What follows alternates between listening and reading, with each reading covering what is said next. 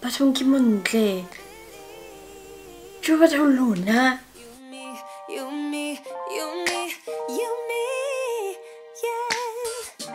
Hey y'all, welcome back to my channel. My name is palesa.inama and welcome to this chatty get ready with me video. I don't know, I've been putting it off for a long time, but I've had conversations with some of my followers, some of you guys on Instagram, and I think it's a prevalent thing. I don't know if it's because of this time of the year, like it's almost, there's like 3 months of the year left, and I don't know, most of us are feeling like, well, I had this list of things that I wanted to achieve by the end of the year, and because you're thinking there's only 3 months of the year left, what more could I do? You know, you feel like you failed, you feel like what you had intended to do you didn't accomplish, you know, or you feel like things are not coming together for you. So I wanted to do this video just to sort of talk. I'm going to be talking about self-doubt. I'm going to be talking about insecurities and body issues, body dysmorphia. I'm going to be talking about the imposter syndrome, toxic traits. Just, you know, let's get personal, let's get chatty, and I'm going to install a wig and do my makeup. Yeah, let's get right into this video. So I'm going to take this L'Oreal cream, and I'm just going to put this on the back of my arm and into my edges. So you will see I have a lot of baby hairs that I just want to move out the way because I don't want the got to be getting onto my hair. You literally don't even have to use this cream. I know some people use edge control. I don't like edge control because it leaves like a white cast and it also makes my hair very dry. So I use this cream because it does it very nicely. You can brush your hairs back with a toothbrush if you feel the need to. And yeah, okay, so my edges are secure. This is the wig that I am going to be wearing.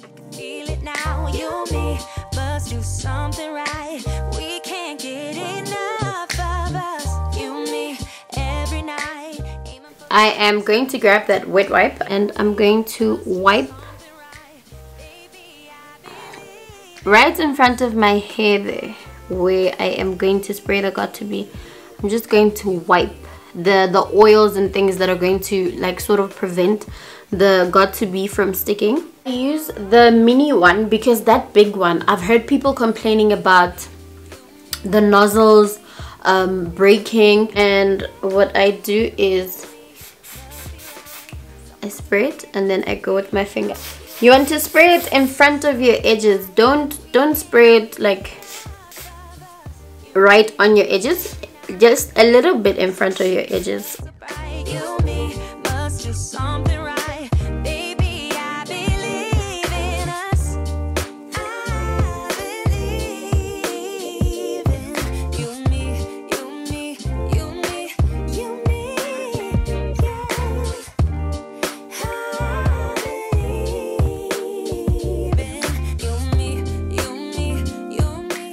I'm just going to pull my silk scarf out, and this is what my hair currently looks like.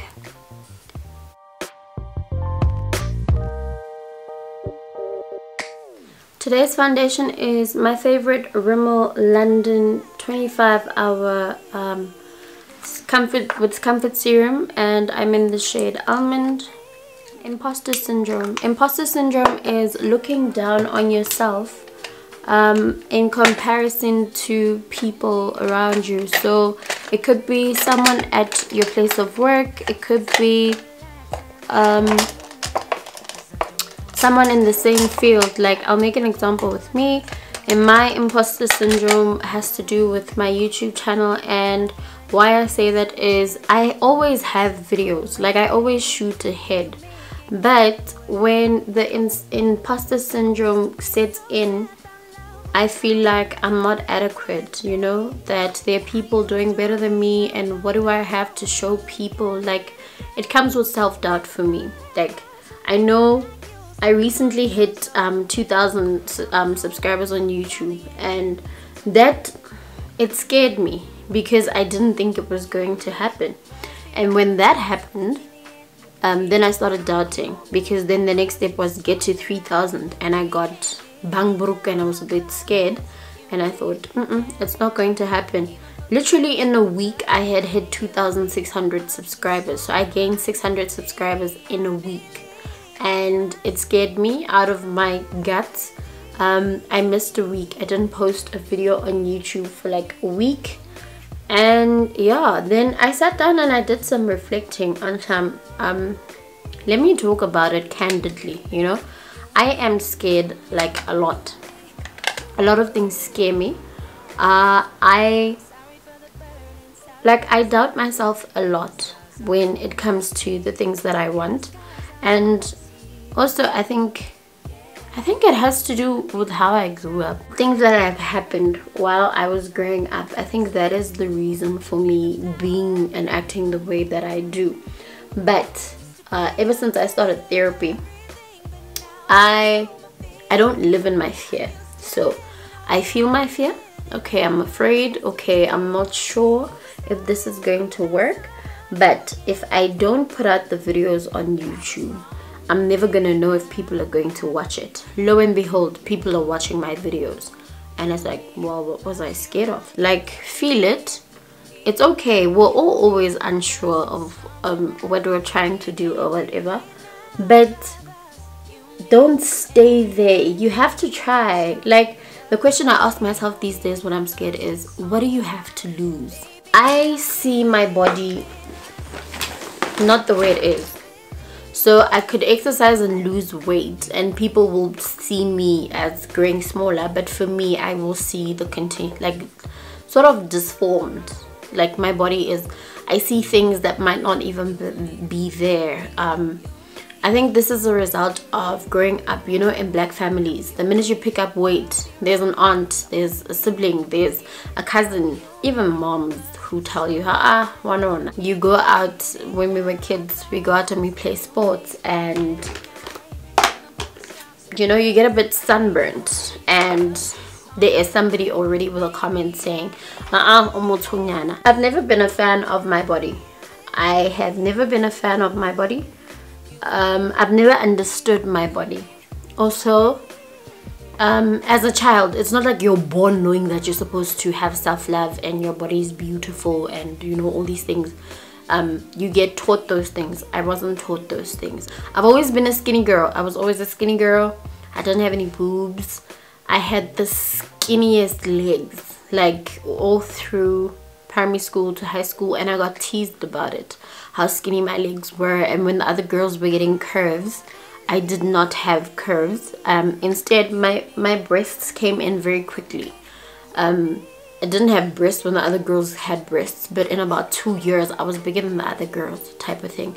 And because I was skinny, I always felt like my breasts did not they did not match like my body. Yeah, and I didn't have a bum. I had hip dips, you know, and because of that, I started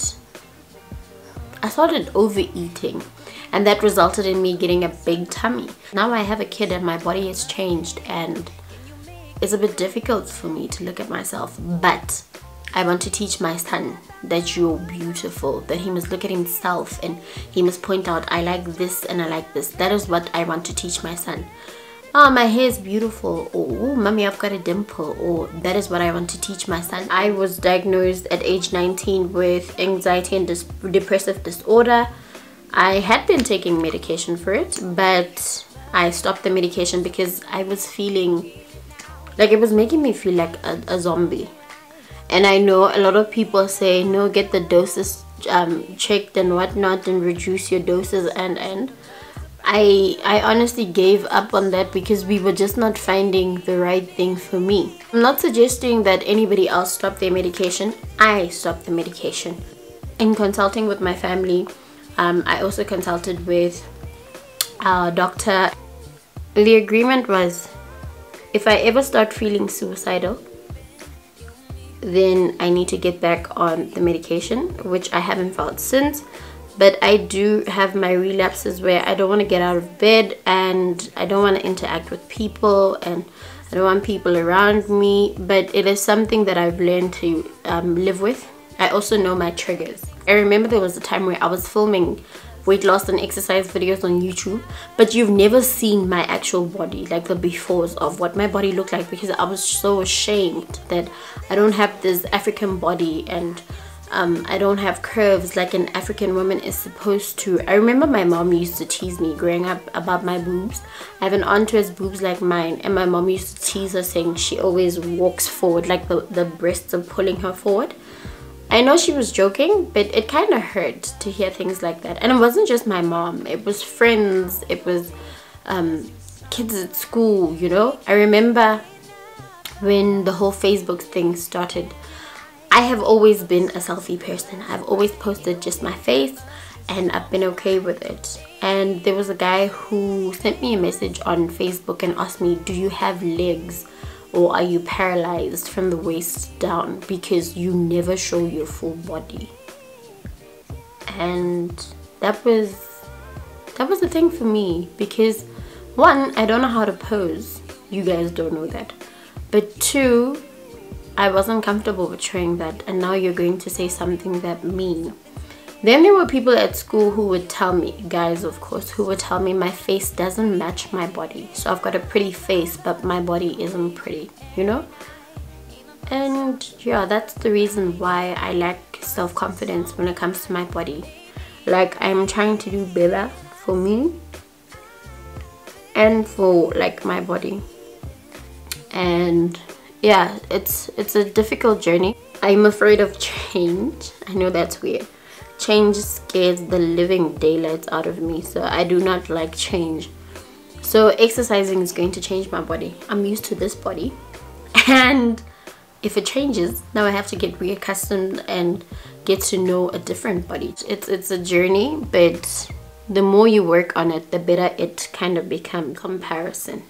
I want to talk about comparison, because I mean, sometimes you do it innocently. Sometimes you're looking at somebody else and you're thinking, ooh, she always looks like she has her shit together, you know, she has her stuff together, her life is going smoothly, and she always looks so good. And one thing I've learned, I learned it from being around other people, that you don't have to look like your problems. You should never, like, like you could have no food in your fridge, or but you don't have to look like it, you know. Nobody else has to know that you're going through the most type of thing. And I am so grateful that I learned that from the people I learned it from, because confuse the enemy. I look great, you know nothing about what's going on in my life, at my work, with my family, but I always look fabulous. And when you look good, you feel good, and when you feel good, you do good. So like, it's so easy to look at somebody in your age group on social media and think, yo, like, I haven't achieved anything. Like, it's so easy to feel like, yo, nah, I've done nothing, I've done absolutely nothing with my life. And yeah, you feel like a failure, and other kids are living and other kids are traveling. You don't know circumstances, you don't know people's circumstances. We could literally be working the same job, we could be earning the same salary, and you could be living your life and catching flights and buying clothes every month and buying a new wig every month, and but I don't know your circumstances. So why am I comparing myself to you? Because you could have no responsibilities, you could have no children, you're not supporting your family financially, you don't have any student debt or whatever. And that's why I say, stop comparing yourself to other people. You don't know. You don't know. Maybe the next person has an older sibling who pays for these things, and with their money they get to do what they want to do, type of thing. When now, on the other hand, you're firstborn in your family. There's so many people looking up to you for assistance, for help and things. So stop comparing yourself to other people. When your time comes, your time will come, and you'll be able to do the things that you want to do for yourself and for the people that you love. So bend your head, look down, focus and work. That's it. I come from the dusty village streets of a village by the mountain back in Mpumalanga, and the things I've been exposed to because of school, and also like the internet, being able to surf the internet and things. That is what has exposed me to the things that I've been exposed to. I didn't know what Louis Vuitton was until I started seeing Louis Vuitton, and now I can read and now I can search about what Louis Vuitton is. And now it's not for me to say or whatever. For me, I take such things as, God, you've now exposed me to these things. Please, can you make a way? Can you make an opportunity? Can you make something so I can get to that level? I met another lady the other day at the salon, and she drives a Porsche. For those of you who don't know, my second name is Porsche, and I want to drive a Porsche one day in my life. I'm not going to say the type, I'm not going to say what, but God knows, because I'm very specific. I wrote it down. Lord, I want a Porsche. What color, seats, like everything. I've written it down. Because why? I believe in time. I believe in releasing things to the universe and to God, and surely a way will come. Take it as inspiration. It's good to experience different things, how other people live, and it's really good to see that. Don't take it as, when you see other people doing big things or other people living the good life and whatnot, as I'm nothing, or it's not meant to make you feel small. Take it as inspiration. Use it to propel you. Like you've seen how Lifestyle of the Rich and the Famous, you've seen. Now use it to propel you. Work hard, you know, to get there if you want to get there. Should I even talk about that? Okay, no, let's leave that alone. Toxic traits, because we all have them. I know what my toxic traits are, and the most prevalent one is cutting people off. I will cut you off. I don't even give like people a chance. I won't come to you and say, oh, you did this and this to me, and for these reasons I'm going to, no, I'm not even going to give you a chance to explain, because in my head I feel like you should have known how to treat me. We're getting to know each other, or you know me for a long time, and you should know my personality. You should know what I like and what I don't like. So for me, first response is, when somebody does something wrong to me, I want to slice our thoughts. Like, I want to leave. Why? It's a protection mechanism for me. I've experienced a lot of rejection, and at the first sign of confrontation or disagreement, my first thing is to bolt. Take cover. Protect yourself, shield yourself, because already then it's causing me pain. But the possibility of this person or these people turning against me, or things not working out, when I think of that hurt, I would rather get over and deal with the hurt of having cut you off before any further damage is done. There are certain situations and also certain people that I'm learning are worthy of like a second chance. So if you do something wrong to me and I come to you and I point out exactly what it is that you do wrong to me, and that just means I'm willing to work on, like, I value what we're trying to build, or I value what we have, and I want to keep it. I did that recently with somebody, and I pointed out what hurt me and what was going on and why I was reacting the way I was reacting. And yeah, the person's reaction was to be standoffish, to avoid me and to avert me. And I thought, okay, no, it's human reaction. This person is, but thinking that we're trying to build a friendship here, I would have expected, you know, a conversation at least, or rectification of the mistakes that I've pointed out in some sense, because some of the things I mentioned were rectifiable. But if you say to me, but you're gorgeous, somebody said that to me the other day, and I said, oh, thank you so much, beautiful. And she was like, no, I wasn't saying it so you could compliment me. I was literally saying you're gorgeous. And I was like, oh, okay. What do you do when someone compliments you actually? Do you just say thank you and you blush? For me, it makes me feel awkward, because that means you were looking at me. Like, how did you see that I'm gorgeous? I have never thought of myself as beautiful. I've always thought of myself as cute. Like, I know how to pout, I know how to, you know, cheekbones and what and until recently. Like, then I looked at myself and I was like, but you're beautiful.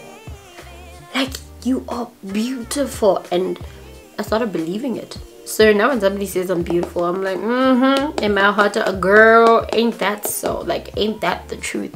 Because I now know I'm beautiful. I really do know.